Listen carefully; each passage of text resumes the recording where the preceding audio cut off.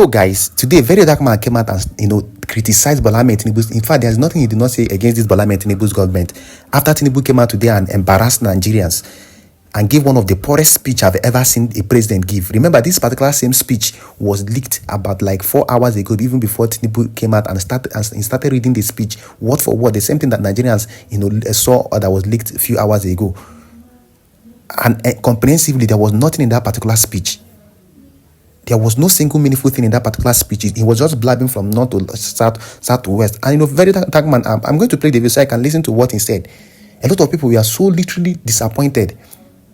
He did not solve any problem. He did not meet any of the demands. Absolutely nothing. He just came out. I don't know why he just came out to make an address.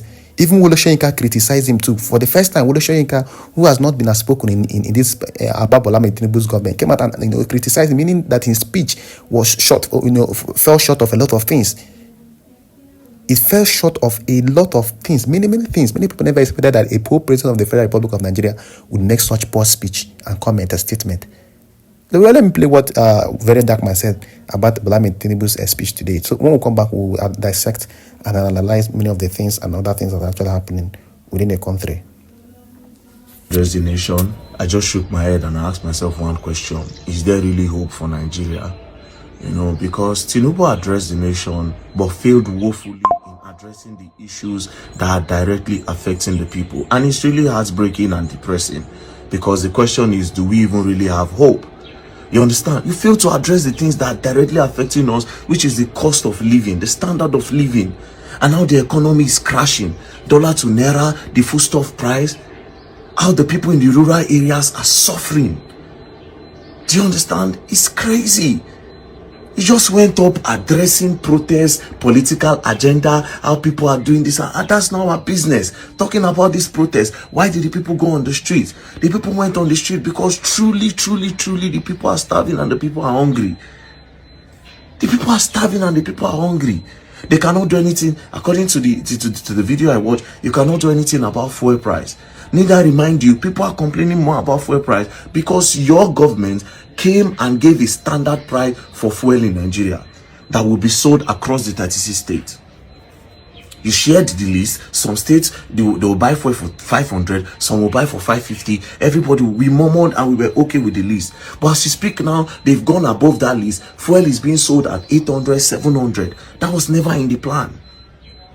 You want us to be patient, but your government officials are flexing. If you want us to be patient, let it touch you people to reduce the cost of living for your government officials as well.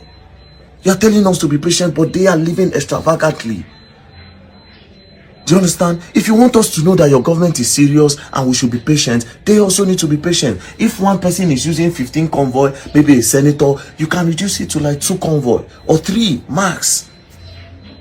Even you, the president, if your convoy is 30, you have to reduce it to like 18 or 15.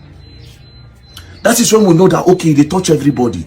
But this one, when they chop life, when they rub the corruption on our faces, and you're telling us to be patient. Basic things we don't have. Some areas in Nigeria, they don't even have water. They still drink from the stream in 2024. In 2024, see the price of school fees in the universities. They skyrocketed up. It's skyrocketed up. You are not addressing the core issues that need to be addressed. Talking about protests, how they are doing agenda and all that. That's not our business. You should do politics all you want.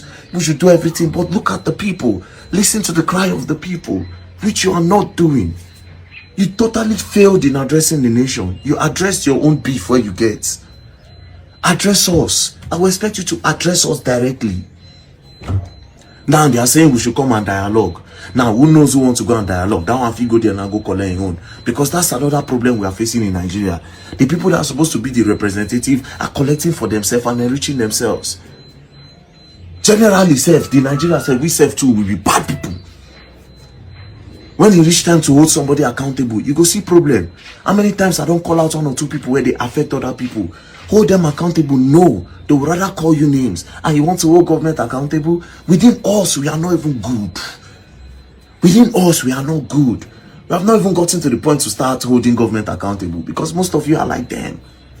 The only thing I will beg the government for, and I'll beg the president, is that include us in government. Include us, the youths that want to do things in government. Give us local government to hold. Give the youth local government to hold. And you people as elderly people should be on the top as governors and all. Give us local government to hold. You are in charge of your local government. Make sure your local government come out of poverty. Make sure you do roads for your local government. Appoint us, the youths, to be there. Let us be in charge of a particular thing. Not you from ground to up, old men. You are rubbing corruption on our faces. Buying yachts, giving governors cars, giving this one cars upon the cars that they have privately. Now spend millions of naira on, I used to how many billion take go do vice president house. All those kind of things. The people are suffering. Address the suffering that we are suffering. You're addressing personal beef. It's really just sad. I shook my head and asked myself, is there even really hope? Is there really hope? I was watching the thing, I almost teared up. Is there really hope? The truth is, after Tinubu addressed the nation, I just shook my head and asked myself one question. Now, if you listen to what VDM said, what he said there is literally the truth. The address and the speech that Bola Tinubu gave this morning did not address one single thing. And as I'm talking to you, the Northerners have even hit the street today, saying no and still protesting that Bola Tinubu did not meet their demands. And now there is protest all over the northern part of the country. And only God knows how tomorrow is going to be. Because Bola Tinubu did not meet one demand of what they were demanding in that particular protest. A lot of them said, why not bring back subsidy like 50%, pay like 50% subsidy so that the fuel price, which is causing the increment and inflation rate, will come down. He said no. They said, why not find a way to bring down this particular dollar to exchange rate, at least to a reasonable level, so that the price of commodities will come down. He said no. And there's nothing he did. He's doing like a stubborn and a hardened leader that does not want to hear the cries of his people, thinking that paper economics, or probably what theoretical economics is, the same thing with reality. The reality on ground is that Nigerians can barely feed. Businesses are collapsing. What kind of economic reform are you doing, or reforms are you doing, that multinational companies, international companies are leaving your country? Thousands of them are leaving. Local companies are collapsing. Dangote and everybody is complaining and it's crying out. And still yet you think you are doing reforms. Before the reforms, will people buy or probably finish before your reforms will start manifesting? Find a way to cushion this effect. And he started speaking of sharing palliatives and co. What will sharing palliative do in this current economy? When you started this, you remove fuel subsidy without proper planning and implementation. This is the problem we are facing. On the day of his inauguration, and we can never forget that day last year, subsidy is gone. Just like that, it did not consult labor leaders. NSC had to go on strike. It did not consult labor leaders. It did not consult one single person. And you think that our economy will actually is all about emotions and co. And now look at how he has plunged this country into extreme economic hardship. This is so sad and pathetic that he did not, as a matter of fact, he just wasted our time in this morning without addressing the crucial and the most important thing that these protesters were demanding. Now tomorrow, only God knows what will happen tomorrow in Nigeria, because many people are angry, many people are aggrieved, even to the extent I told you that Wole Soyinka became upset with him. That how could he, give such kind of address without, a speech, without addressing the most important things and some things there.